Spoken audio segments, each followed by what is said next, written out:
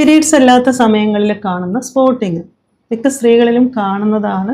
Spotting ആയതുകൊണ്ട് തന്നെ ഇത് പലരും ശ്രദ്ധിക്കാറില്ല, എന്നാലും വളരെ ഇറിറ്റേറ്റിംഗ് ആണ്. ഇതെന്തെല്ലാം കാരണങ്ങൾ കൊണ്ട് വരാം എന്നുള്ളത് നോക്കാം.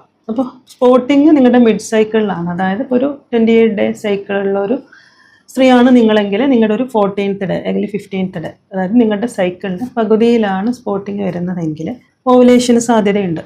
ഇങ്ങനെ കാണാം. അപ്പോൾ ഇതോടൊപ്പം യോനി ഭാഗത്ത് നിന്ന് ഡിസ്ചാർജ്, അതുപോലെ അടിവയറ് വേദനയൊക്കെ ഉണ്ടെങ്കിൽ ഇത് ഓവുലേറ്ററി സ്പോട്ടിങ് ആവാനാണ് സാധ്യത. It's normal. ഇനി അതെല്ലാം അബ്നോർമലായിട്ട് നിങ്ങൾക്ക് എന്തെങ്കിലും ഇൻഫെക്ഷൻസ് ഉണ്ട്, അടിഭാഗത്ത് എന്തെങ്കിലും ഇൻഫെക്ഷൻസ് ഉണ്ടെങ്കിൽ ഇതുപോലെ സ്പോട്ടിങ് കാണാം.